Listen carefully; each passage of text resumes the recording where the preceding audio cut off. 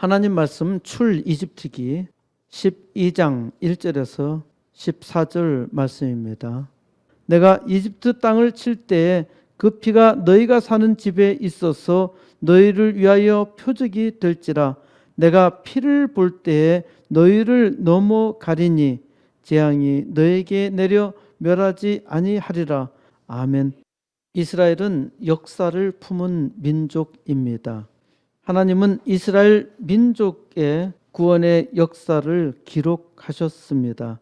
이스라엘 민족 자체가 하나님의 역사적 기록입니다. 출 이집트의 역사는 역사적 측면에서는 이스라엘이라는 나라를 태동시킨 여정의 역사이며, 그러니까 신생 이스라엘 나라가 시작된 역사이며, 하나님의 관점에서는 하나님이 누구신가를 세계 만방에 드러낸 계시의 역사입니다. 세상 만물을 홀로 지으신 하나님은 최초의 인간 아담과 하와를 만드시고 세상 역사 전체를 주관하셨습니다. 노아의 때에 사람의 죄악이 심히 커서 전 지구를 물로 심판하셨지요. 사람들이 교만이 크게 달하여 바빌론 땅에서 바벨탑을 만들자 하나님은 사람의 말을 혼잡하게 하여서 서로 말이 통하지 않아 싸우게 하셨습니다. 이때부터 사람들의 말이 서로 달라지게 된 것이죠. 사람들이 우상 숭배에 빠져 있을 때 하나님은 아브라함을 부르셨습니다.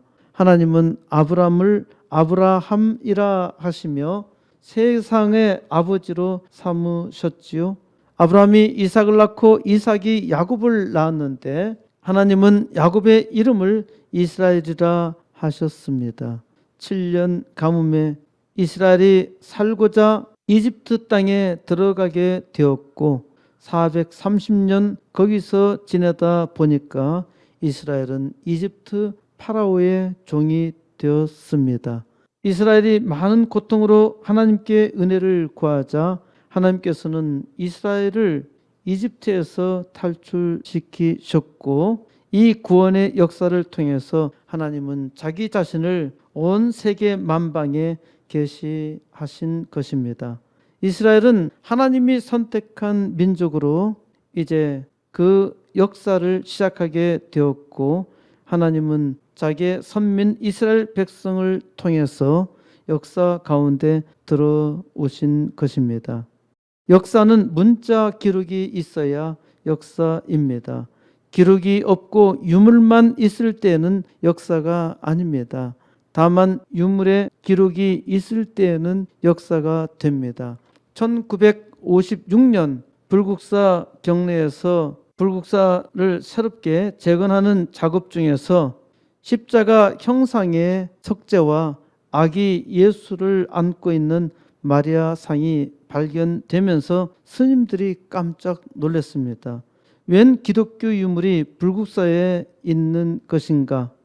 이는 한반도에 신라 시대 때 기독교가 전파되었다는 증거가 되기도 하지만은 기록으로서의 역사가 없고 또 이것이 왜 불국사라는 유명한 절터에 있느냐는 것은 아직까지도 상당한 논란이 있습니다. 현재 숭실대학교 기독교 박물관에 이 십자가가 소장되어 있는데 불교에서는 이를 잘 인정하지 않으려 하죠. 다만 당나라 때의 네스토리스 파가 경교라는 이름으로 주 635년에는 당나라의 13도 358주, 그러니까 중국 각 지방마다 경교 사원이 세워졌습니다. 경교라는 말은 거대한 태양처럼 빛나는 종교라는 뜻으로 당나라 현종 때에 경교라는 이름을 확정했습니다. 중국 시안의 비림박물관에, 비림박물관은 비는 비석비입니다. 비석이 숯불처럼 많이 있는 곳을 말하는데 이 비림박물관에 전시되어 있는 높이 3m에 가까운 거대한 크기의 대진경교 유행 중국비라는 비석에는 한문과 시리아 문자로 기록되어 있는데 중국의 기독교가 페르시아에서 왔다고 해서 처음에는 파사교, 바사가 페르시아라고 했죠. 파사교라 하다가 메시아교는 중국 한자로는 미시가라 표현하고 있는데 아마 중국 발음이 메시아라 표현되는 것으로 보입니다. 이 경교가 당나라의 영향을 받고 있던 통일신라에 전파되었을 가능성이 충분하지요. 그런데 이를 인정하기 힘들어하는 것입니다. 1987년 영등포 여고 유식 선생, 여의도 순복음 중앙교회 집사인데 이분이 꿈에 계시를 받아 경북 영풍군에 두부가 절손된 마애보살 입상을 발견했다고 합니다. 5m나 되는 대형 암각산으로 가슴에는 십자가가 있고 아래에는 샌들 신은 발가락이 보입니다. 바위면에는 세 점의 명문이 있는데 좌측에는 히브리어로 도마라 새겨져 있는데 도마는 기도하는 사람이라는 글자가 그림과 함께 새겨져 있습니다. 석상 하단에 지전행이라는 글자가 있는데 이는 한나라 시대의 예서체 한자로 지전체라는 말은 지는 땅 지자지요. 그래서 땅끝까지 다닌 사람이라는 뜻입니다. 또 하나는 야소화왕 인도자라는 글자가 있는데 사람들이 탁본을 많이 떠서 엉망이 되어서 글자를 잘 확인하기 어렵다고 합니다. 야소라는 말은 예수라는 말이죠. 중국말로 예수가 한자로 야소니까 야소화왕은 예수 왕을 뜻하고 인도자는 전도자를 말하며 이를 전체적으로 보면은 도마가 땅끝까지 복음을 전파했다는 말입니다. 도마는 전설에 따르면은 인도에까지 전도했다고 하는데 이걸 보면은 아마 도마를 통해서 인도에서 영천에 있는 음각화는 당나라를 거쳐서 들어온 것이 아니라 아마도 인도에서 배를 타고 가야로 들어온 것으로 추정됩니다.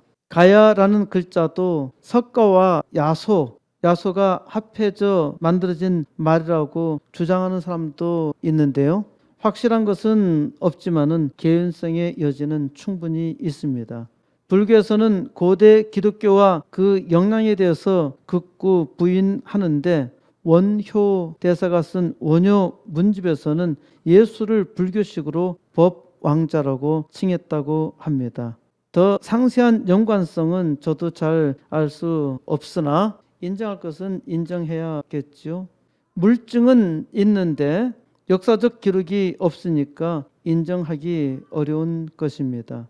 이와 반면에 현재 중화인민공화국 지린성 지안시에 있는 높이 6.4m에 이르는 광개토항비는 비석에 기록해 놓은 역사입니다. 가야 박물관에 가보니까 축소판으로 모형을 제작해 놓은 것이 있던데 아무리 읽으려 해도 제가 너무 무식해서 읽을 수가 없더라고요. 광개토항비는 주후 414년 광개토항의 아들 장수왕이 세운 것으로 고구려사 연구에서 아주 중요한 사료인데요.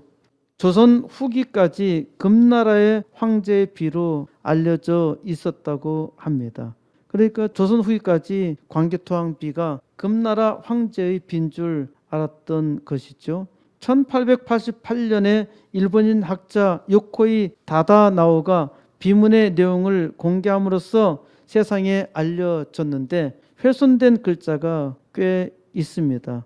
일본인들이 10여 년, 곧 주 391년에 외가 10여 년에 바다를 건너와 백제와 신라를 격파하고 신민으로 삼았다고 해서 이 광개토항비를 근거로 임나 일본부서를 주장하였습니다.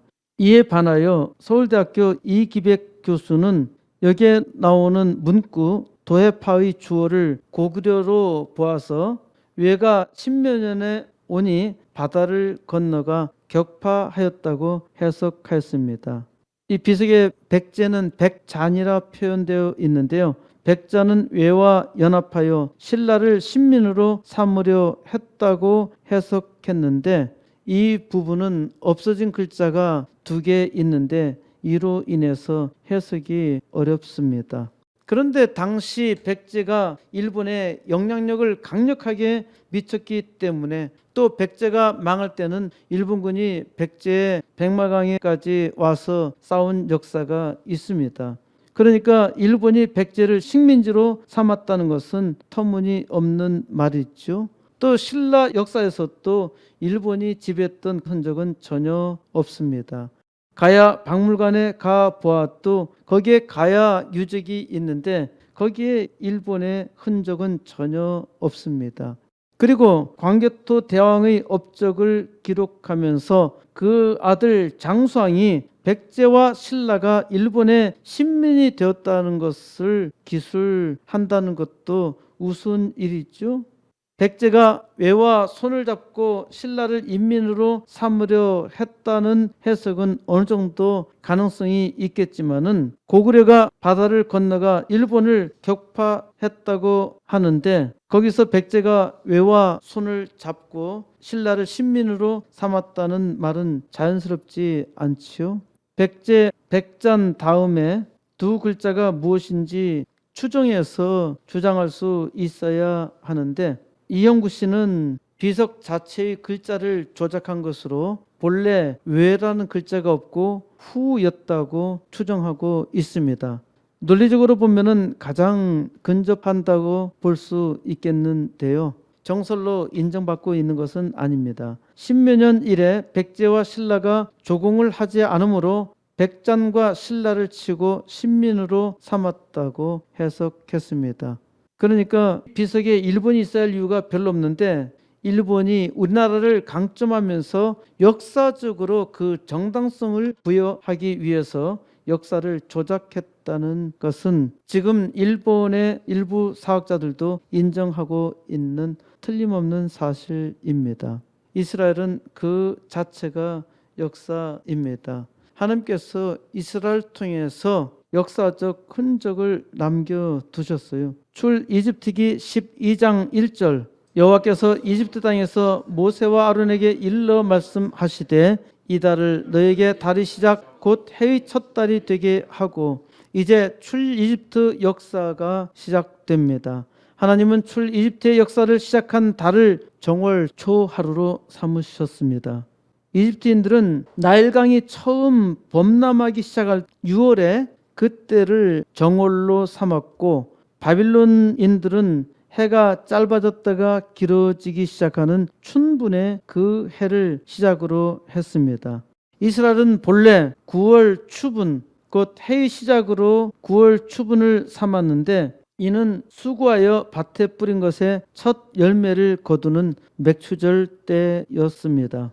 하나님은 출 이집트의 역사를 시작하는 때를 정월로 하라고 하셨고 이때가 초록빛 푸르름의 달인 아빕월이라고 불렀습니다. 출애굽기 13장 4절 아비벌 이날에 너희가 나왔으니 아비벌을 정월로 삼으라 했던 것입니다. 아비벌은 후에 니산월이라고 하였는데 이는 아마 바빌론 제국의 영향인 것으로 보입니다.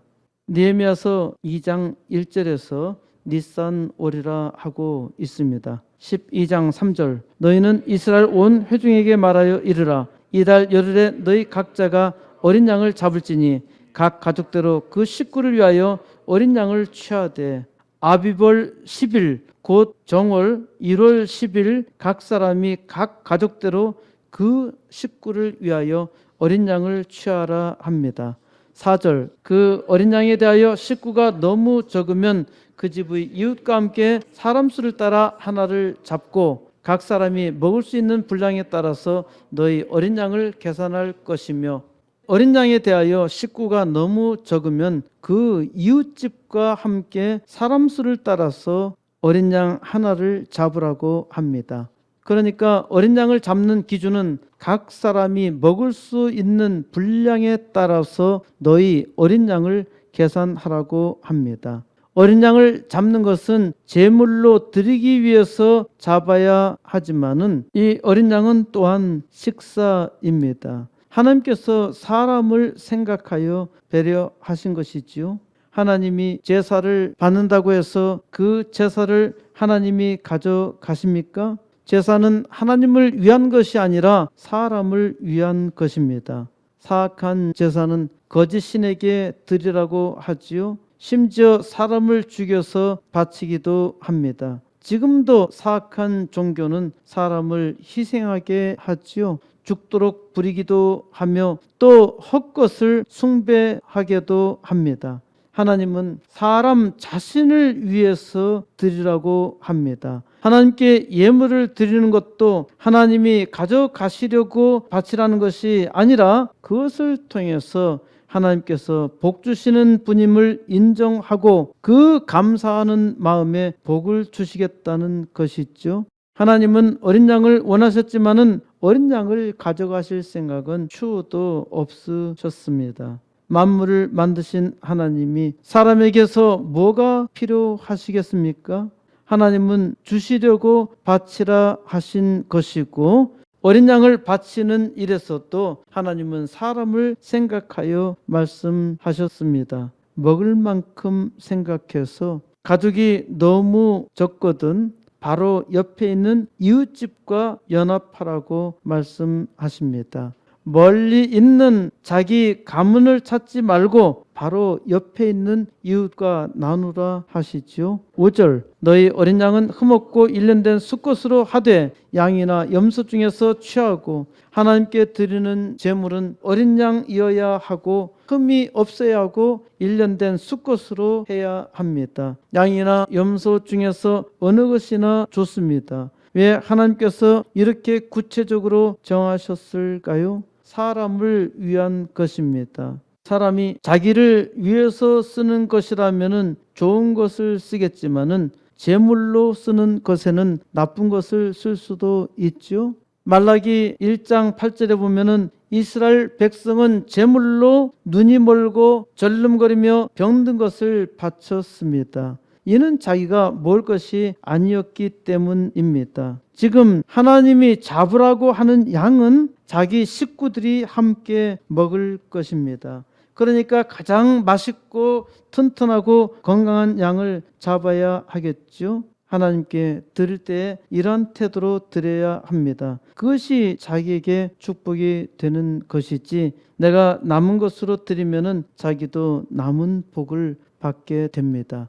6절 이달 열 날까지 간직하였다가 해질 때 이스라엘 회중이 그 양을 잡고 정월 14일까지 어린 양을 간직해야 합니다. 귀중한 제물은 항상 미리 준비하지요. 마찬가지로 하나님께 드리는 일에 있어서 4일 동안 준비하라는 것입니다. 만일 어린 양에 문제가 생긴다면 바꿔야 하겠죠. 14일 동안 건강하게 잘 지내고 있으면 아주 훌륭한 제물이 됩니다.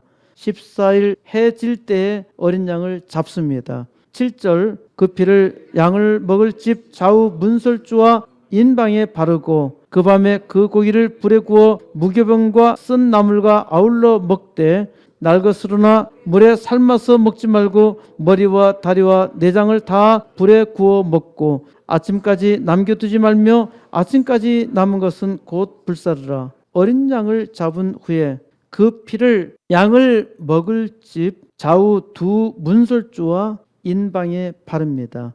인방은 가로막 쳐놓은 것을 말하고 윗인방, 상인방이 있는데 위에 인방에다가 바르고 양쪽 문설주에 바르라는 말입니다. 그 밤에 그 고기를 불에 구워 먹습니다. 무교병은 발효되지 않은 빵인데 무교병과 쓴 나물과 함께 먹습니다. 왜 무교병을 먹어야 하나요? 이제 파라오가 이스라엘에게 이집트 땅에서 나가라고 할 것입니다. 나가라고 할 때 빨리 나가야 하죠. 그렇지 않아도 신이라고 자처하는 파라오가 당장 마음을 바꾸어 무슨 딴소리 할지도 모릅니다. 나가라 할 때 빨리 나가야 하니까 빨리 발효시킬 여유가 없습니다. 쓴 나물과 함께 먹으라고 했는데 음식도 충분히 맛있게 준비할 수도 있겠지요. 근본적으로는 지금 아주 평안하게 생각할 때가 아닙니다. 무엇보다도 하나님께서 이렇게 말씀하신 것은 반드시 이날을 기억하라는 것입니다. 이날을 기억하려면은 아주 맛이 없는 빵과 쓴 나물을 먹게 하는 것이 효과적이겠지요. 이제 이것만 먹고 나면은 완전히 해방입니다. 이집트에서 탈출하는 것이죠. 과거 종살이하던 추억을 대대로 새기려면 무교병과 쓴 나물은 아주 효과적입니다. 날것으로나 물에 삶아서 먹지 말고 머리와 다리와 내장을 다 불에 구워 먹어야 합니다. 아침까지 남겨두지 말며 아침까지 남은 것은 곧 불사르라고 하십니다. 날것으로 먹지 말라는 것은 알겠는데 물에 삶은 것도 안 되며 왜 반드시 불에 구워 먹어야 할까요?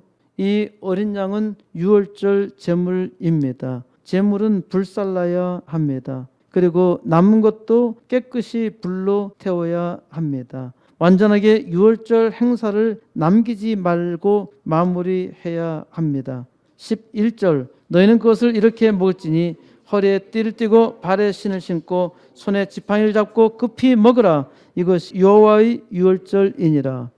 하나님께서 어떻게 먹는가 먹는 방법까지 가르쳐 주십니다. 허리에 띠를 띠고 발에 신을 신고 손에 지팡이를 잡고 급히 먹으라고 합니다. 이러한 형상을 잘 생각해 보세요. 이것은 무슨 형상입니까? 이제 빨리 도망가야 하지요. 그러니까 도망할 단계에서 하나님께서 가르쳐 주십니다. 물론 이때 아주 편안하게 먹고 출발할 수도 있어요. 그런데 하나님께서 이스라엘에게 이것을 통해서 가르쳐 주시는 교훈은 이렇게 행함으로써 대대로 기억하게 하시는 것입니다. 탈출의 긴박성을 새기려면 앉아서 편안히 먹을 수가 없지요. 허리에 띠를 띠고 이제 도망을 준비를 다 하는 겁니다. 발에 신을 다 신었어요. 손에 지팡이를 짚었어요. 급히 먹어야 합니다. 허리에 띠를 띠고 발에 신을 신고 손에 지팡이를 잡고 급히 먹으라 하는데 이것이 여호와의 유월절이라고 하십니다. 하나님이 정하신 유월절은 바로 이렇게 허리에 띠를 띠고 발에 신을 신고 손에 지팡이를 잡고 급히 먹는 절기입니다. 12절 내가 그 밤에 이집트 땅에 두루다니며 사람이나 짐승을 막론하고 이집트 땅에 있는 모든 첨난 것을 다 치고 이집트의 모든 신을 내가 심판하리라. 나는 여호와라. 유월절 행사로 어린 양을 잡아서 그 피를 문설주와 임방에 치고 이제 어린 양을 맛있게 식구들이 둘러앉아 먹고 있을 그때 하나님은 일하십니다. 하나님은 이집트 땅에 있는 모든 처음 난 초태생을 다 치러 이집트 구석구석 다니시고 이집트의 모든 신을 심판하시겠다 하십니다. 나는 여호와라. 만물을 만드신 여호와 하나님만이 참된 신임을 증명하시죠. 이집트에서 숭배하는 모든 신 그리고 지상에서 신처럼 군림하는 파라오 왕을 하나님께서 심판하심으로써 이들은 신이 아니라 아주 헛된 것이라는 것을 보여주십니다. 13절 내가 이집트 땅을 칠 때에 그 피가 너희가 사는 집에 있어서 너희를 위하여 표적이 될지라. 내가 피를 볼 때에 너희를 넘어가리니 재앙이 너에게 내려 멸하지 아니하리라.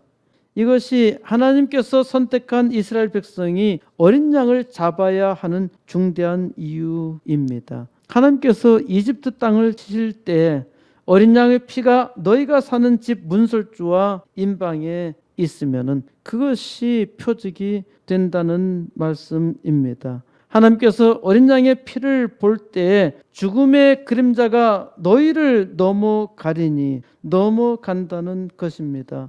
어린 양의 피가 있으면은 재앙이 넘어가 멸하지 아니하신다는 것이지요.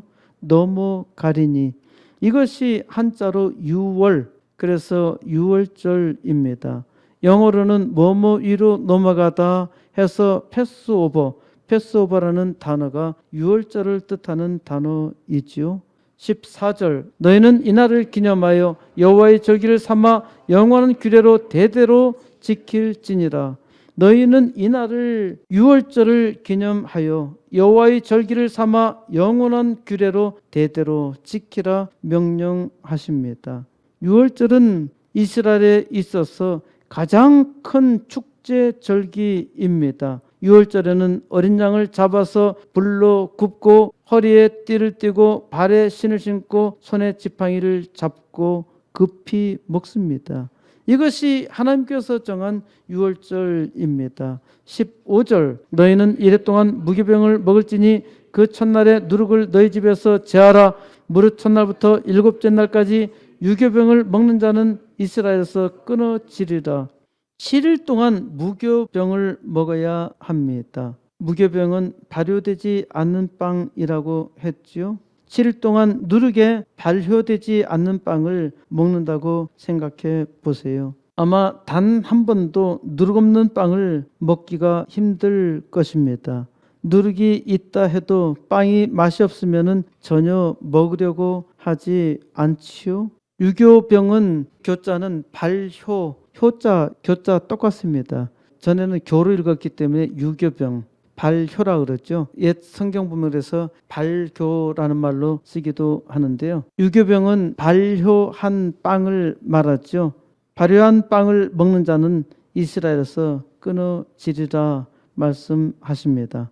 17절 너희는 무교절을 지키라. 이날에 내가 너희 군대를 이집트 땅에서 인도하여 내었음이라. 그러므로 너희가 영원한 규례로 삼아 대대로 이날을 지킬지니라. 하나님께서는 유월절을 기념하여서 7일 동안 무교절을 지키라고 합니다. 그러니까 7일 동안 계속적으로 발효되지 아니한 빵으로 먹어야 한다는 말이죠.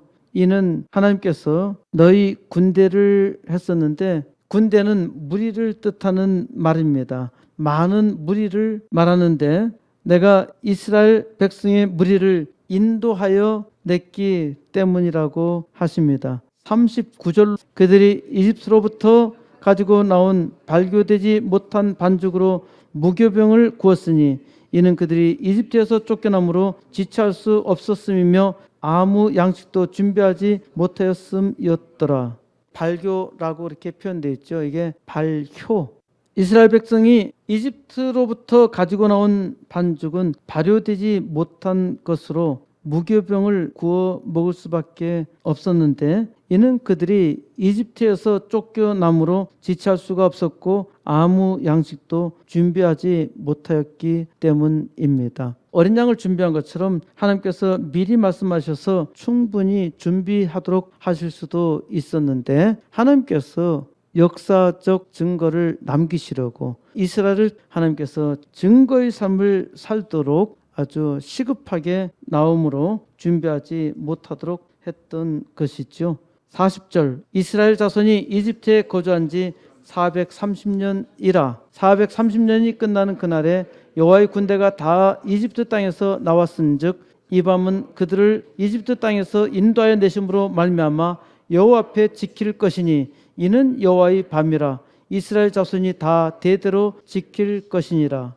430년의 끝에 바로 그 같은 날에 여호와의 무리가 이스라엘 백성이 다 이집트 땅에서 나왔다고 기록한 것을 보면은 430년은 이스라엘의 운명의 시간입니다. 이스라엘은 430년 동안 이집트에서 종살이 하면서 아주 오랜 시간이 지나서야 하나님께 은혜를 구했습니다. 때로 하나님을 망각하며 살아가는 사람이 오랜 시간이 지나서야 하나님을 찾고 은혜로 돌아오기도 합니다. 이 밤은 역사적 밤입니다. 하나님께서 은혜 주셔서 크게 은혜 받은 사람은 거룩한 밤, 홀리 나이트를 잊을 수 없습니다. 하나님은 이집트 땅에서 인도하여 내신 여호와의 밤을 이스라엘 자손이 다 대대로 지키라 하십니다. 하지만 사람은 망각의 짐승입니다. 하나님께서 많은 은혜를 주셔도 쉽게 망각합니다. 이스라엘은 유월절을 잊었습니다. 이스라엘이 유월절의 밤을 망각하면은 망하게 되어 있지요. 하나님께서 이렇게 말씀하셔도 이스라엘은 잊고 말았어요. 이스라엘이 잊으니까 망하고 말았습니다. 유월절은 무형의 유적입니다. 하나님께서 이스라엘 백성의 마음에 유월절을 새기셨습니다. 그런데 세월이 지나면서 이스라엘 백성의 마음에서 유월절이 사라졌어요. 그래서 하나님은 다시 이스라엘을 바빌론의 포로가 되게 하셨지요. 이스라엘 백성을 바꾸는데 하나님은 70년을 작정하셨고 바빌론 포로에서 돌아오자 이스라엘은 다시 유월절을 회복하였습니다. 하지만 이스라엘은 하나님의 영광을 나타내지 못합니다. 하나님께서는 소망이 없는 이스라엘에게 구체적으로 메시아를 계시하십니다. 다니엘서 9장 25절 그러므로 너는 깨달아 알지니라 예루살렘을 중건하라 영이 날 때부터 기름 부음을 받은 자 곧 왕이 일어나기까지 7이레와 62이레가 지날 것이요 그 곤란한 동안에 성이 중건되어 광장과 거리가 세워질 것이며 하나님께서 다니엘에게 너는 깨달아 알라고 말씀하십니다. 예루살렘을 다시 중건하라는 명령이 날 때부터 기름 부음을 받은 자, 이 기름 부음을 받은 자가 히브리어 원어로 메시아입니다. 이 메시아를 헬라어로 기름 부음 받은 자라는 뜻의 헬라어가 크리스토스, 이걸 우리말 성경편에서는 그리스도라 표현하고 있죠. 그러니까 그리스도가 언제 오는가 하는 그 해를 다니엘을 통해서 예언하십니다. 다니엘을 통해서 하나님께서 정확하게 예언하셨어요. 이사야 53장 6절 우리는 다 양 같아서 그릇 행하여 각기 제 길로 갔거늘 여호와께서는 우리 모두의 죄악을 그에게 담당시키셨도다. 이사야서 53장은 예수 그리스도가 오심을 예언하고 있습니다. 여기서 우리는 다 양 같아서 그릇 행하여 각기 제 길로 갔다고 기록하고 있습니다. 이스라엘은 하나님께서 은혜를 베풀어 주셨지만은 다 양 같아서 항상 자기 각자의 길을 갔습니다. 여호와께서 우리 모두의 죄악을 그에게, 이스라엘의 모든 죄악을 그리스도에게 담당시키기로 작정하셨습니다. 양같이 그릇 행하여 각기 제 길로 갔거늘 하나님께서 이 양을 위해서 양을 보내신 것입니다. 요한복음 1장 36절 예수께서 건의심을 보고 말하되 보라 하나님의 어린 양이로다. 예수님은 하나님의 아들이신데 하나님의 어린 양으로 세상에 오셨습니다. 하나님의 어린 양으로 세상에 오신 메시아 그리스도가 예수님입니다. 로마서 3장 25절 이 예수를 하나님이 그의 피로써 믿음으로 말미암는 화목제물로 세우셨으니 이는 하나님께서 길이 참으시는 중에 전에 지은 죄를 간과하심으로 자기의 의로우심을 나타내려 하심이니 하나님은 어린 양의 피로 곧 예수 그리스도를 십자가에 달려 죽게 하심으로 양들의 화목제물로 세우셨지요. 하나님께서 길이 참으시는 중에 전에 지은 죄를 간과하심으로 여기 간과가 바로 패스오버입니다. 우리가 지은 죄를 하나님께서 패스오버 하심으로 예수 그리스도의 피를 믿는 자, 예수 그리스도의 피를 믿는 자의 죄를 하나님께서 넘어가심으로 패스오버 하심으로 우리를 의롭다 하신 것입니다. 내가 의로운 일을 해서 의인이 아니라 내가 예수 그리스도의 피를 믿음으로 하나님께서 의로 보신 것입니다. 하나님께서 의인으로 칭하신 것이죠. 우리가 죄인임에도 불구하고 예수 그리스도의 피로 말미암아 넘어가시는 것입니다. 이것이 하나님께서 죄인에 대해서 자기의 의로우심을 나타내시는 방법입니다. 아주 죽어 마땅할 사형수가 있어. 죽여야 되는데 죽이지를 않아. 법으로 집행해야 하지요. 어떻게 법으로 집행할 수 있나요? 법으로 집행하려면은 죽여야 해요. 그런데 대신 예수가 죽으신 것입니다. 대신 죽으심으로 말미암아 그 피가 그 사람 앞에 있어요. 내 앞에 있습니다. 하나님은 예수의 피를 통해서 나를 보시는데 나의 죄를 넘어가시는 것입니다. 우리는 죽어 마땅한 죄인입니다. 예수께서 나의 죄를 대신하여 십자가에 달려 죽으심으로 하나님은 우리가 들고 있는 예수의 피를 보시고 무조건 용서하신 것입니다. 그 무엇과도 바꿀 수 없는 놀라운 은혜이지요. 너희를 넘어가리니 온 이집트 땅을 덮었던 죽음의 그림자가 문설주에 바른 어린 양의 피를 보자 그냥 넘어갑니다. 하나님의 심판은 어린 양의 피를 보면 무조건 넘어갑니다. 이는 하나님께서 정하신 은혜의 법칙입니다. 하나님의 말씀대로 하기만 하면은 누구든지 죽음의 그림자가 넘어갑니다.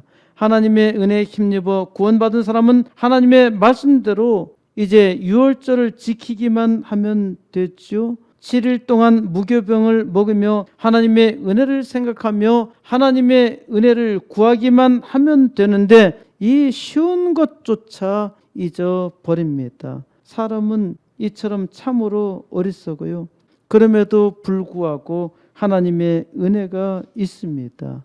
하나님의 더 큰 은혜가 예수 안에 있어요. 하나님의 놀라운 은혜가 예수 안에 있는데 너희를 넘어가리니 하나님께서 영원한 복을 주시려고 그의 아들을 어린 양 화목제물로 정하셨고 십자가에서 사람의 죄를 대신하여 죽게 하셨습니다. 이로 인해서 예수를 주로 믿고 고백하는 자에게 하나님은 무조건 모든 죄를 넘어가시며 이제 어린 양의 피와 살을 먹게 하셨지요.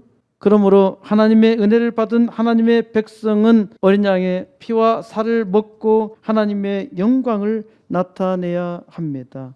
악당들이 하나님과 교회를 조롱하며 또 코로나가 복음의 입을 막고 있는 이때 하나님께서 이 땅 구원의 역사 엑소더스를 하나님의 백성들로 하여금 이루게 하여 줄 믿습니다. 이를 위해서 하나님께서 코스모스 교회에 비전과 사명을 주셨고 또 하나님께서 택한 주의 종들로 하여금 우선 80개 개척교회와 2개 학교 세우는 일을 시작하게 하셨습니다.